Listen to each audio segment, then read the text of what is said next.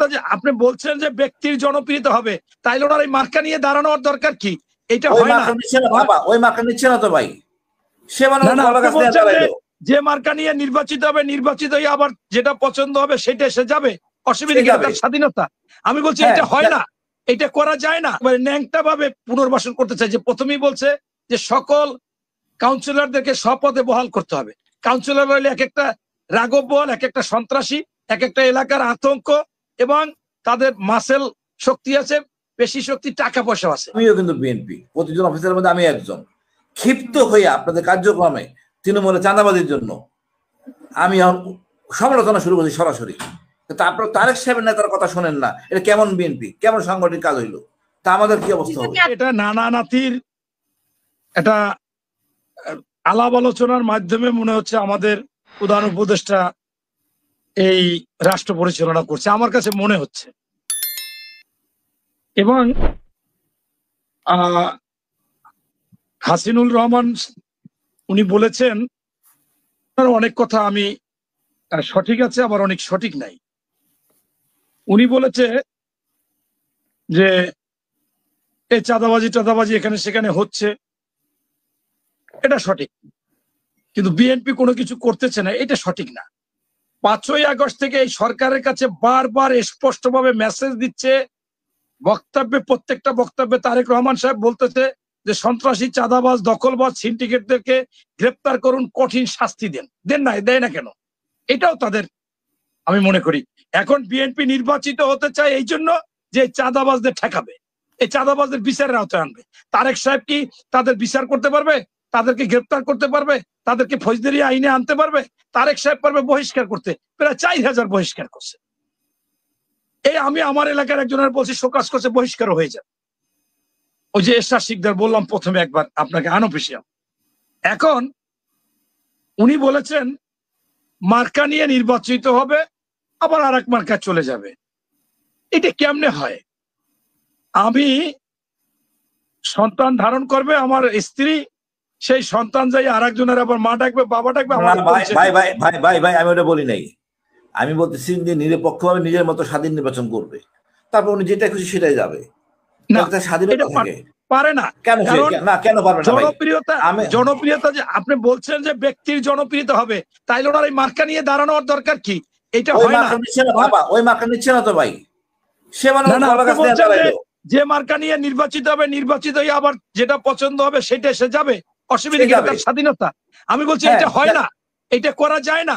আমার ধানের শীষ মার্কায় যে জনপ্রিয়তা আছে, সেটা কি আপনার মনে করেন গোলাপ ফুল মার্কায় আছে জাকের পার্টির? ভাই আমি একটু বলি, স্থানীয় নির্বাচন হচ্ছে না ভাই, দলীয় নির্বাচন ছাড়া। স্থানীয়টা ভিন্ন জিনিস। না ভাই, ওইটাই যদি মনে করেন এলাকার মধ্যে যার স্বাধীন মতো নির্বাচন হইলো, ওইখান থেকে একজন যে নির্বাচিত হইলো সে তার চয়েস মতো জয়েন করলো। আমি খেয়ে হারাই ফেলাবো, আপনি নোট রাখেন। এটা কোন যুক্তিতে একটা মার্কা নিয়ে দাঁড়ায় আর একটা মার্কায় যেতে পারে না, এবং এটা কোনোভাবে এটাকে আমি স্বীকার করি না, এবং এটা হবে না, হওয়া উচিত না। এরপর হচ্ছে যে আপনার উনি বলেছে বিপ্লবী সরকার এটা করেছে, বিপ্লবী সরকার, ভারত ভয় পায়, আপনার বিপ্লবী সরকার প্রতিবাদ করতে জানে। এটা তো বিপ্লবী সরকার হয়নি। এবং যে যা বলুক, আমি দেখেছি যাত্রাবাড়িতে নামছি, হাজার হাজার লোক, ছাত্ররা ছিল না, এই এনসিপি ছিল না।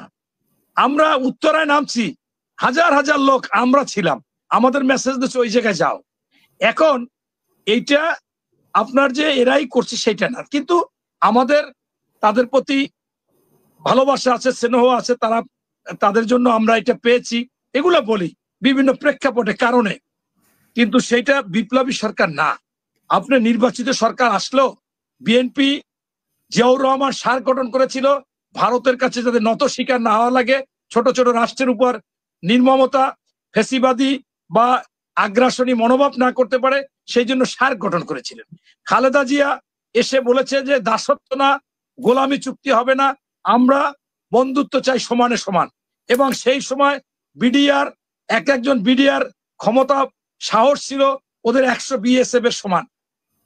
আবার আমাদের এই সময়ও কিন্তু আমরা আওয়ামী বিএনপি আলারা আমরা ভারত পানি ছেড়ে দেয় তার বিরোধিতা করতেছি, টপ টু বটম সবাই।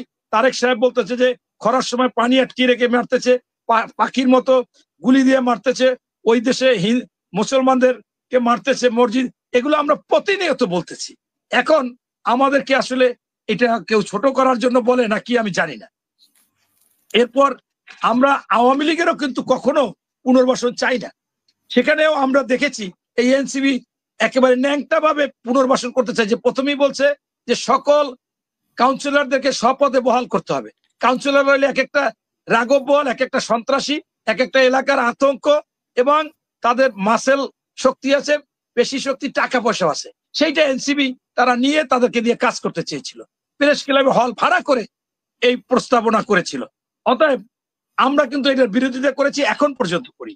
এ পর্যন্ত আওয়ামী লীগের মিছিল টিছিল দিয়ে যে যত গ্রেপ্তার করা হয়েছে, ধরিয়া মারিয়া ধরিয়ে দেওয়া হয়েছে, সব যুবদল ছাত্র দলরা করছে, এনসিবি কেউ করে নাই। এখন বরঞ্চ এরা যেদিন নিষিদ্ধ হয়েছে মনে হয় আগেই সাইনবোর্ড বানাই রাখছে, সাথে সাথে ভোলার জেলায় আওয়ামী লীগ অফিসে এনসিবি রিটার্ন আইতেছে, সাংবাদিকরা গেছে, কয় আমাদের আওয়ামী লীগের অফিস সব আমাদের দখল নিতে বলছে।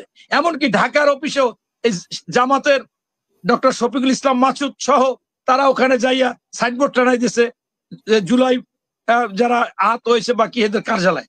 অথচ আমরা দেখেছি স্বৈরাচার ফ্যাসিস্ট এরশাদের জনতা টাওয়ার, কারণ বাজার, সেখানে সরকার নিছে। সরকার নিবে, এটা কি এটা গনিমাতের মাল এইভাবে হয়? এটা হয় না। সারা দেশে আপনারা নিচ্ছেন, ওরা কয়টা অফিস নিলে সমস্যা কি? আমরা কোথাও নি না। এই সরকারকে আমরা বলার পরও করতেছে না। এটা এনসিবি এবং এদের মনে কর ষড়যন্ত্র। এরপর এই জন্যই আমি মনে করি নির্বাচিত হয়ে এটা আমরা হাতে মানে টোটাল কঠিন ব্যবস্থা নেব। এবং আমি একটা কথা বুঝি না, কৃষক সারা বছর জমি চাষ করে, বীজ বনে, বীজ রোপণ করে, কেন? সে একটু ফসল চায়। রাজনীতি দলগুলো তো কি করবে? তারা তো আসলে নির্বাচিত হতে চায়। তারা মেম্বার হবে, চেয়ারম্যান হবে, মেয়র হবে, উপজেলা চেয়ারম্যান হবে, এমপি হবে। তার মধ্যে এমপিটা সবাই টার্গেট। যদি সেই এমপিতে নমিনেশন না পায় পরে যাবে। ওনারা বলে যে সব জায়গায় অন্যরা এসে যাবে, সেই ভয় না। ভয়টা হচ্ছে আমার এলাকায় 5 জন এমপি প্রার্থী, যে এমপি নমিনেশন পাবে না তার উপজেলায় দেওয়া হবে, যে উপজেলায় পাবে না মেয়রে দেওয়া হবে, মেয়রে পাবে না দরকার সে চেয়ারম্যানই নির্বাচন করবে। সেই জন্য জাতীয় সংসদ নির্বাচন। এবং আমার ভাই বলেছেন যে ওটাও জাতীয় নির্বাচন। ভাই মনে করলে তো হবে না, ওটা স্থানীয় সরকার নির্বাচন। কাগজপত্রে সবসময় ওটাইলে আত্মীয় মিললে করা হয়, যার বংশ বড় সে হয়, যার আত্মীয় স্বজন বেশি সে হয়। ওটা স্থানীয় সরকার হলে ভিন্ন জিনিস। এটা আমরা দেখেছি। আমার ভাই কমিশনার ছিল, আমার বংশ বড়, আমার ভাই হয়ে গেছে কাজী বংশ, বিরাট বংশ, মোড়লগঞ্জে 1 নং ওয়ার্ডে থানা কোর্ট কাছারি লইয়া। এখন আমার আপন ভাই কাজী আব্দুল মান্নান বিএনপি করার কারণে একেবারে মাইরা টাইরা এই করছে, জেল দিয়ে বাইরেছে, পরে মারা গেছে। এখন এই জন্য এটা আমি স্পষ্টভাবে বলতে চাই যে আমরা চাঁদাবাজির কোনো ব্যাপার নাই। এরপর আমার শ্রদ্ধাভাজন ব্যারিস্টার সরোয়ার ভাই বলেছে যে দলের সমালোচনা, এইটা আমি পক্ষে। আমি মনে করি অবশ্যই দলে মনে করেন পৃথিবীতে যতজন মানুষ তত প্রকার মনোবিজ্ঞান হওয়ার কথা ছিল, কারণ কারো মনের সাথে কারো মিল নাই। একজনে যেটা মনে করতেছে এটা পজিটিভ বা এটা সঠিক, আরেকজনে এটা ভুল, এটাই স্বাভাবিক। আমি মনোবিজ্ঞানের ছাত্র, এটা আমি মনে করি। আমাকে এরকম বহুবার প্রশ্ন করেছে অনেকে যারা শিক্ষক ছিল মনোবিজ্ঞানের ক্লাসে, বলছে মনোবিজ্ঞান কত প্রকার? বলছে যতজন মানুষ তত প্রকার। এখন এই ক্ষেত্রে অবশ্যই এই মতামত গুলো আসলে সেখানে কিছু বলা বলি করলে সেখান থেকে একটা সঠিক কথা বের হয়ে আসে। এটা আমি সরোয়ার ভাইয়ের সাথে একমত এবং এটা হওয়া উচিত। এবং দলের কেন সমালোচনা করা যাবে না? এটা করা যাবে, এটাই আমি মনে করি। এরপর মনে করেন না, আজকে যে সিদ্ধান্ত হলো যে ফ্রেশ সচিব যেটা বললেন যে জুনের 30 তারিখের পরে একদিনও থাকবেন না, এটা ফ্যাসিস্ট হাসিনার মতো সালিসি বাণী তালগাছ আমার, বুঝছেন? ওই যে নানানাতি আলাপ আলোচনা করেছে, আলাপ আলোচনা করে আজকে আমার এই বীর প্রতীক ভাই বলেছে যে সবাই চাচ্ছে সংস্কার করে, কেউ তো বলতেছে না যে নির্বাচন। আরে ভাই বিএনপি বলছে ডিসেম্বরের মধ্যে, জামাত বলছে জানুয়ারির মধ্যে, আপনার এই ভিপি নূর নিবন্ধিত দল, সে বলছে ডিসেম্বরের মধ্যে দেন। এরকম তো সবাই বলছে। এখন কিভাবে আপনাকে বলবে? আপনারা যে শুধু অনুমানের উপর বলেন, আমি তো বলবো জামাত তো কোনো নিবন্ধিত দল না, তারপর তারা কিন্তু বলছে। আমি তো বলবো এনসিপি নিবন্ধিত দল না, 46টা নিবন্ধিত দেন। আর আপনি বলছেন হানা ভোট। আমি আপনাকে আজকে এই দিনে এই সময় বলতেছি, আপনি কি মনে করেন হানা ভোট হলে ইউনূস সাহেবের পক্ষে যাবে? আরে ভাই, বিএনপির 35% ভোট, আওয়ামী লীগের 38% ভোট। আওয়ামী লীগের 38% কি সব পলাই থাকবে? 5% থাকবে, 10% থাকবে। আরগুলো তো সিল মারা না, আরগুলো তো হাটে রাস্তাঘাটে যায়। হানা ভোটে ইউনূসরে দিয়ে দেবে? আপনার এই কথা কিভাবে একজনে চিন্তা ভাবনা করে, আমার তো মাথায় ঢুকে না। না ভাই, একটু দাঁড়ান, আমি একটু বলি আপনাকে। মনির ভাই, আপনিও বিএনপি, ওই সরল বিএনপি, আমিও কিন্তু বিএনপি। প্রতিজন অফিসারের মধ্যে আমি একজন। ক্ষিপ্ত হয়ে আপনাদের কার্যক্রমে তৃণমূলের চাঁদাবাজির জন্য আমি সমালোচনা শুরু করছি সরাসরি। তারপর তারেক সাহেবের নেতার কথা শোনেন না, এটা কেমন বিএনপি, কেমন সাংগঠনিক কাজ হইলো? তা আমাদের কি অবস্থা হবে? চাঁদাবাজি তো অন্যরাও করছে, তাদের সমালোচনা কেন করছেন না? ও আবার বলেন কি চাঁদাবাজি কোথায় কোথায় একটা বলতে পারবেন না? সবখানে ওনার লোক জড়িত। এনসিপি সারা বাংলাদেশের ডিসি অফিস, এসপি অফিস, টিওনো অফিস, এসিল্যান্ড অফিস, সব জায়গায় বসে বসে তারা তদবির করতেছে। আপনাকে আজকে আমি এটা বলি, আমি একটা কাজ করব, আমার বিএনপি কেউ কাজ করতে পারতেছে না। আমি এনসিপির এক ভাইকে ধরছি যে ভাই এই কাজটা একটু করে দেওয়া যাবে কিনা, তার সে একটু মোড়াচ্ছে, কিছু মাল পানির দরকার। এখন আমি বলছি ভাই এটা তো হবে না যদি এমনি পারেন। আপনি বিশ্বাস করবেন না, আপনি তো বাস্তবতায় নাই। আমি আমাদের কাছে লোকজন আসে, বিভিন্ন কাজের জন্য আসে। এটা শোনেন বলি, বাস্তবতায় না। কয়দিন আগে আমি কারেন্ট নিছি, 15,000 টাকা ঘুষ দিয়েছি এই বিপ্লবের পরে। বাস্তবতা নাই মানে ঘুষ ঠেকাবে কেন? আমাদের সারা বাংলাদেশ একেবারে নিরপেক্ষ করে বেড়ালো, কোন জায়গায় ঘুষ ছাড়া, কোন জায়গায় সাউন্ড নাই, শব্দ নাই। আর এইখানে মনে করেন উনি তো প্রথমেই জনগণের আশা আকাঙ্ক্ষা ছিল বাজার দর নিয়ন্ত্রণ করবে, এরপর ছিল কোথাও ঘুষ লাগবে না, এরপর ছিল সুশাসন, সুবিচার, সুনীতি থাকবে। এইগুলো একটাও করতে পারে না। উনি শুধুমাত্র দেখাচ্ছে রেভিডেন্স। আরে ভাই, আপনার টাকা আয় হবে, খরচ না করলে তো টাকা থাকবে। উনি কি বড় বড় কোনো প্রজেক্ট নিচ্ছে? উনি কি কোথাও কাজ করতেছে? ওনার টাকা তো থাকবেই। এইগুলো দেখানো কোনো বিষয়? এটা আমরা যারা রাজনীতি করি আমরা ভালো বুঝি, ওই গ্রামের লোক তো অন্য অনেক বিষয় বুঝবে না। এই যে সরোয়ার ভাই একটা কথা বলছে, আমি একমত। এবং উনি বলেছে যে এইখানে আরো অভিজ্ঞ উপদেষ্টা নেওয়া উচিত ছিল, যারা এরকম সমস্যার সমাধান করতে পারে, এরকম পরিস্থিতির সমাধান করতে পারে। এইটা হইলে সঠিক কথা, কিন্তু তারা নেয়নি। তারা সব জায়গায় ব্যর্থ হচ্ছে। এই স্বরাষ্ট্র উপদেষ্টা কি পদক্ষেপ নিয়ে কি করতে পারছে? আমি দেখি একজনের ফোন করে বলে, এই তোমার আমি দেখাই দিতেছি, তুমি এই জায়গায় আসো। এইটা কোনো কথা? দেখাই দেবে, ফোন করে বলা লাগবে? উনি অ্যাকশন নেবে, তারা সাসপেন্ড করে ফেলাইবে, গ্রেপ্তার করবে প্রয়োজনে, তাকে তার নামে মামলা দিয়ে ওরা একেবারে দ্রুত আইন বিচারে সাজা দিয়ে দেবে। আপনি এরকম কোন অ্যাকশন দেখছেন? দেখেননি। আপনার বরঞ্চ এইটা আপনি হয়তোবা বলতেছেন, আমি আজকে বক্তব্যে প্রেস ক্লাবে বলেছি শেষে, আপনি শুধু বিএনপিটা দেখছেন, বাট আমরা বিএনপিরও দেখি, এনসিপিরও দেখি, অন্যান্য পার্টিরও দেখি, আমরা সবাইটা দেখি।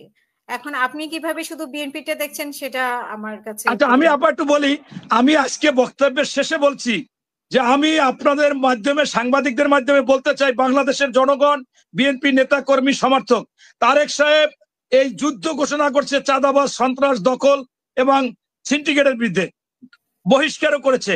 এই সরকারের কাছে আবেদন করার পরও তারা কোনো অ্যাকশনে যাচ্ছে না। চোখের সামনে সন্ত্রাসী চাঁদাবাজ ঘুরতেছে, ধরতেছে না। এখন এটা যদি বিএনপি তারেক রহমান সাহেব বাংলাদেশে আসে, চাঁদাবাজ, সন্ত্রাস, দখলবাজ থাকবে না।